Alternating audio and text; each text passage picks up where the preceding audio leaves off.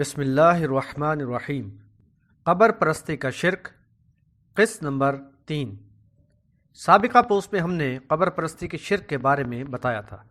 اب ہم اس طرف آتے ہیں کہ ان فوت شدہ افراد کے نام کی نظر و نیاز کیوں کی جاتی ہے، ان کے عرس یا ان کے نام کے ایام کیوں منائے جاتے ہیں۔ شکر گزاری میں شرک۔ جیسا کہ ہر انسان جانتا ہے کہ تمام تر نعمتیں دینے والی صرف ایک اللہ کی ذات ہے۔ کسی مسلم سے یہ بات کہی جائے کہ ہندو کسی شخصیت کے بت کے سامنے کھڑے ہو کر بیٹے کا سوال کرتا ہے اور اسے بیٹا مل بھی جاتا ہے، تو بتائیں یہ بیٹا اللہ نے دیا یا اس بت نے دیا؟ سب ایک ہی جواب دیتے ہیں کہ اللہ نے دیا، لیکن وہ ہندو یہ عقیدہ رکھتا ہے کہ بت کی وجہ سے ملا، اس لیے وہ جا کر اس بت کا شکر ادا کرتا ہے۔ یہی حال اس کلمہ گو قوم کا ہے۔ قبر پر جا کر یا پیر صاحب سے دعائیں کرا کر بیٹا طلب کرتے ہیں، اور جب بیٹا مل جاتا ہے تو جا کر اس کا شکریہ ادا کرتے ہیں، قبروں پر چادر چڑھاتے ہیں، اور پھر اس کا نام پیراں دتا، غوث دتا، رسول دتا وغیرہ رکھ دیتے ہیں۔ یہ مشرکین کا طریقہ کار ہے۔ اللہ تعالیٰ سورۃ الانعام آیات 63 اور 64 میں فرماتا ہے: اعوذ باللہ من الشیطان الرجیم قل من ينجيكم من ظلمات البر والبحر تدعونه تضرعا وخفيا لئن أنجانا من هذه لنكونن من الشاكرين قل الله ينجيكم منها ومن كل كرب ثم أنتم تشركون۔ ترجمہ: پوچھو ان سے کون بچاتا ہے تم کو صحرا اور سمندر کی تاریکیوں سے جب تم پکارتے ہو اس کو گڑ گڑا کر اور چپکے چپکے، کہ اگر بچا لے وہ ہم کو اس بلا سے تو ہم ضرور ہوں گے شکر گزار اس کے۔ کہہ دو اللہ ہی نجات دیتا ہے تم کو اس سے اور ہر تکلیف سے، پھر بھی تم شرک کرتے ہو۔ سورۃ النحل آیات 53 اور 54 میں اللہ تعالیٰ نے فرمایا: وَمَا بِكُم مِّن نِّعْمَةٍ فَمِنَ اللَّهِ ثُمَّ إِذَا مَسَّكُمُ الضُّرُّ فَإِلَيْهِ تَجْأَرُونَ ثُمَّ إِذَا كَشَفَ الضُّرَّ عَنكُمْ إِذَا فَرِيقٌ مِّنكُمْ بِرَبِّهِمْ يُشْرِكُونَ۔ ترجمہ: اور جو تمہیں حاصل ہے ہر قسم کی نعمت سو وہ اللہ ہی کی عطا کردہ ہے، پھر جب پہنچتی ہے تمہیں تکلیف تو اسی کے آگے فریاد کرتے ہو، پھر جب دور کرتا ہے وہ تکلیف تم سے تو یکا یک ایک گروہ تم میں سے اپنے رب کے ساتھ شرک کرنے لگتا ہے۔ یہ ہے وہ معاملہ کہ سب کچھ اللہ دیتا ہے اور پھر شکرانہ قبر والوں کا ادا کیا جاتا ہے۔ ایسا طریقہ عرب میں بھی تھا۔ سنن ابی داؤد کتاب الجنائز باب کراہیت الذبح عند القبر کے اندر انس رضی اللہ تعالی عنہ سے روایت ہے کہ رسول اللہ صلی اللہ علیہ وسلم نے فرمایا: اسلام میں عقر نہیں ہے۔ عبد الرزاق نے کہا: زمانہ جاہلیت میں لوگ قبروں کے پاس جا کر گائے یا بکری ذبح کیا کرتے تھے، اس کا نام عقر ہے۔ اللہ تعالیٰ نے سورۃ المائدہ آیت نمبر 3 میں فرمایا: حرمت علیکم المیتۃ والدم ولحم الخنزیر وما اہل لغیر اللہ بہ والمنخنقۃ والموقوذۃ والمتردیۃ والنطیحۃ وما اکل السبع الا ما ذکیتم وما ذبح علی النصب وان تستقسموا بالازلام ذلکم فسق اليوم يئس الذين كفروا من دينكم فلا تخشوهم واخشون اليوم أكملت لكم دينكم وأتممت عليكم نعمتي ورضيت لكم الإسلام دينا فمن اضطر في مخمصة غير متجانف لإثم فإن الله غفور رحيم۔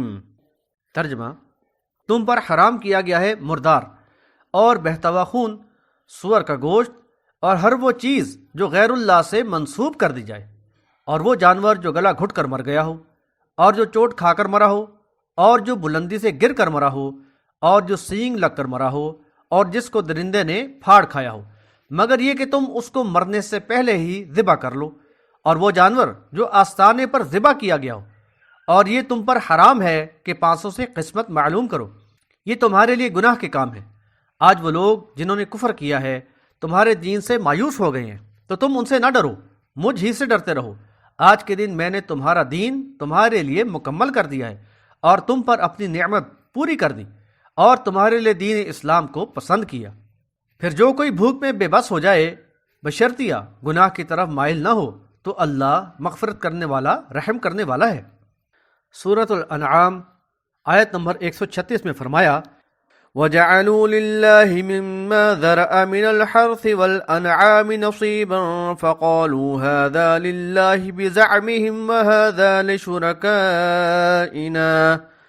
فَمَا كَانَ لِشُرَكَائِهِمْ فَلَا يَصِلُ إِلَى اللَّهِ وَمَا كَانَ لِلَّهِ فَهُوَ يَصِلُ إِلَى شُرَكَائِهِمْ سَاءَ مَا يَحْكُمُونَ۔ ترجمہ: اور جو کھیتی اور مویشی اللہ نے پیدا کیے تھے، ان لوگوں نے ان میں اللہ کے لیے ایک حصہ مقرر کیا اور دوسروں کا حصہ بھی رکھا، پھر اپنے گمان باطل سے کہا کہ یہ اللہ کا ہے اور یہ ہمارے ٹھہرائے ہوئے شریکوں کا۔ پھر جو ان کے شرکاء کا حصہ ہوتا ہے اس میں سے تو اللہ کی طرف نہیں پہنچتا، لیکن جو اللہ کا حصہ ہوتا ہے اس میں سے ان کے شرکاء کو پہنچ جاتا ہے۔ کیسا برا فیصلہ کرتے ہیں یہ لوگ۔ مشرک لوگ اللہ کی دی ہوئی کھیتیوں اور مویشیوں میں اللہ کا حصہ تو بہت تنگ دلی کے ساتھ نکالتے تھے، لیکن خود ساختہ معبودوں کا حصہ خوب فراخ دلی سے نکالتے تھے۔ اللہ تعالیٰ نے سورۃ الانعام آیت نمبر 138 کے اندر فرمایا، وَقَالُوا هَذِهِ أَنْعَامٌ وَحَرْثٌ حِجْرٌ لَا يَطْعَمُهَا إِلَّا مَن نَّشَاءُ بِزَعْمِهِمْ وَأَنْعَامٌ حُرِّمَتْ ظُهُورُهَا وَأَنْعَامٌ لَا يَذْكُرُونَ اسْمَ اللَّهِ عَلَيْهَا افْتِرَاءً عَلَيْهِ سَيَجْزِيهِمْ بِمَا كَانُوا يَفْتَرُونَ۔ ترجمہ: اور وہ کہتے ہیں کہ یہ مویشی اور کھیتی ممنوع ہیں، ان کو ان کے گمان کے مطابق کوئی نہ کھائے سوائے اس کے جس کو وہ چاہیں، اور بعض چوپائے ایسے ہیں جن کی پیٹھ سواری وغیرہ کے لیے حرام کر دی گئی ہیں، اور بعض مویشی ایسے ہیں جن پر ذبح کے وقت وہ اللہ کا نام نہیں لیتے، اللہ پر جھوٹ باندھتے ہوئے۔ اللہ انہیں ان افتراء پردازیوں کا جو وہ کر رہے ہیں عن قریب بدلہ دے گا۔ سورۃ الانعام آیت نمبر 139 میں فرمایا، وَقَالُوا مَا فِي بُطُونِ هَذِهِ الْأَنْعَامِ خَالِصَةٌ لِذُكُورِنَا وَمُحَرَّمٌ عَلَىٰ أَزْوَاجِنَا وَإِن يَكُن مَيْتَةً فَهُمْ فِيهِ شُرَكَاءُ سَيَجْزِيهِمْ وَصْفَهُمْ إِنَّهُ حَكِيمٌ عَلِيمٌ۔ ترجمہ: اور وہ کہتے ہیں جو بچے ان چوپایوں کے پیٹوں میں ہیں وہ خاص ہمارے مردوں کے لیے ہیں اور ہماری بیویوں پر حرام ہیں، اور اگر وہ بچہ مرا ہوا ہو تو اس میں یہ سب شریک ہو سکتے ہیں۔ عن قریب اللہ ان کو ان گھڑی ہوئی باتوں کی سزا دے گا، وہ حکمت والا، سب کچھ جاننے والا ہے۔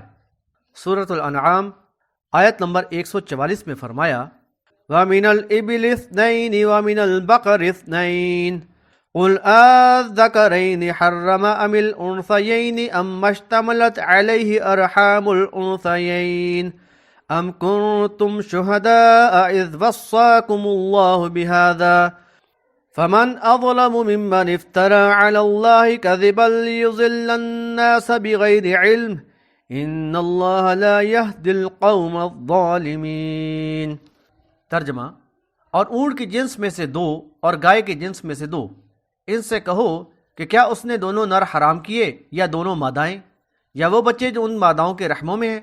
کیا تم اس وقت موجود تھے جب اللہ نے یہ حکم دیا تھا؟ پھر اس سے بڑا ظالم کون ہوگا جو اللہ پر جھوٹ باندھے تاکہ بغیر علم کے لوگوں کو گمراہ کرے؟ یقیناً اللہ ظالم لوگوں کو سیدھی راہ نہیں دکھاتا۔ بخاری کتاب تفسیر القرآن باب ما جعل اللہ من بحیرۃ ولا سائبۃ ولا وصیلۃ ولا حام کے اندر سعید بن مسیب رضی اللہ تعالی عنہ سے یہ حدیث آئی ہے، عن سعید بن المسیب قال البحیرہ التي يمنع ضرها للطواغیت فلا يحلبها احد من الناس والسائبہ كانوا يسيبونها لآلهتهم لا يحمل عليها شيء قال وقال ابو هريرہ قال رسول اللہ صلی اللہ علیہ وسلم رأيت عمر بن عامر الخزاعی يجر قصبه في النار كان أول من صیب الصوائب والوسیلہ الناقہ البکر تبکر فی اول نتاج الابل ثم تثنی بعد بانثى وكانوا يصيبونها لتواغيتهم ان وصلت احداهما بالاخرى ليس بينهما ذكر والحام فحل الابل يضرب الضراب المعدود فاذا قضى ضرابه ودعوه للطواغيت واعفوه من الحمل فلم يحمل عليه شيء وسموه الحامي وقال لي ابو اليمان اخبرنا شعيب عن الزهري سمعت سعيدا قال يخبره بهذا قال وقال ابو هريرة سمعت النبي صلى الله عليه وسلم نحوه ورواه ابن الهاد عن ابن شهاب عن سعيد عن ابي هريرة رضي الله عنه سمعت النبي صلی اللہ علیہ وسلم۔ ترجمہ: سعید بن مسیب رضی اللہ تعالی عنہ روایت کرتے ہیں، انہوں نے بیان کیا کہ بحیرہ اس اونٹنی کو کہا جاتا ہے جس کو کفار کسی طاغوت کی نظر کر کے آزاد چھوڑ دیتے تھے اور اس کا دودھ نہ دوتے تھے، اور صاحبہ وہ اونٹنی ہے جو وہ ان کے الہوں کے نظر کی جاتی اور جس پر کوئی سواری نہ کی جاتی اور نہ اس سے کوئی کام لیتے تھے۔ ابن مسیب کا بیان ہے کہ ابو ہریرہ رضی اللہ تعالی عنہ نے کہا کہ رسول اللہ صلی اللہ علیہ وسلم نے ارشاد فرمایا کہ میں نے عمر بن عامر خزاعی کو دوزخ میں جلتے ہوئے دیکھا، اس کی انتڑیاں باہر نکلی ہوئی تھیں اور وہ ان کو گھسیٹتا تھا۔ یہ وہ آدمی ہے جس نے سب سے پہلے بتوں کے نام پر اونٹنی کو چھوڑا تھا، اور وسیلہ اس اونٹنی کو کہتے ہیں جو پہلی اور دوسری مرتبہ مادہ جنے اور اس کو بت کے نام پر چھوڑ دیا جائے، یعنی متصل 2 دفعہ مادہ جنے جس کے درمیان نر نہ ہو۔ اور حام اس اونٹ کو کہتے ہیں جس کے لیے کفار کہتے تھے کہ اگر اس سے ہماری اونٹنی کے 10 یا 20 یعنی مقررہ تعداد بچے پیدا ہوں تو ہمارے لیے ہوں گے، اور اگر زائد ہوں تو ہمارے بتوں کے لیے ہوں گے۔ پھر جو زائد ہوتے ہیں ان کو بتوں کے نام پہ چھوڑ دیتے اور اس سے کچھ کام نہیں لیا کرتے تھے۔ قرآن و حدیث سے واضح ہوا کہ وہ اپنے الہوں کے نام کی نظر و نیاز کیا کرتے تھے۔ اپنی امت کے لیے نبی صلی اللہ علیہ وسلم کا فرمان۔ مسلم کتاب المساجد و مواضع الصلاة باب النهى عن بناء المسجد على القبور واتخاذ الصور فيها والنهى عن اتخاذ القبور مساجد کے اندر جندب رضی اللہ تعالی عنہ سے یہ حدیث آئی ہے۔ حدثني جندب قال سمعت النبي صلی اللہ علیہ وسلم قبل ان يموت بخمس الا وان من كان قبلكم كانوا يتخذون قبور انبيائهم وصالحيهم مساجدا الا فلا تتخذوا القبور مساجدا انی انہاکم عن ذلک۔ ترجمہ: جندب رضی اللہ تعالی عنہ فرماتے ہیں کہ میں نے رسول اللہ صلی اللہ علیہ وسلم سے آپ کی وفات سے 5 دن پہلے سنا کہ تم سے پہلے لوگوں نے اپنے انبیاء اور نیک لوگوں کی قبروں کو عبادت گاہ بنا لیا تھا، تو تم قبروں کو عبادت گاہ نہ بنانا، میں تمہیں اس سے منع کرتا ہوں۔ ایسے ہی معاملات کی بیخ کھونے کے لیے نبی صلی اللہ علیہ وسلم نے سب سے پہلے قبروں کی زیارت سے منع فرمایا، لیکن بعد میں اس کی اجازت دی۔ عبداللہ بن بریدہ رضی اللہ تعالی عنہ اپنے والد سے روایت کرتے ہیں کہ نبی صلی اللہ علیہ وسلم نے فرمایا نہیتکم عن زیارت القبور فزورها بحوالہ فی اول الاسلام و بیان نسخہ و اباحتہ الی متی شاء۔ ترجمہ: میں نے تمہیں قبروں کی زیارت کرنے سے منع کیا تھا، تو اب تم قبروں کی زیارت کر لیا کرو۔ دوسری روایت میں قبروں کی زیارت کی وجہ بھی ملتی ہے۔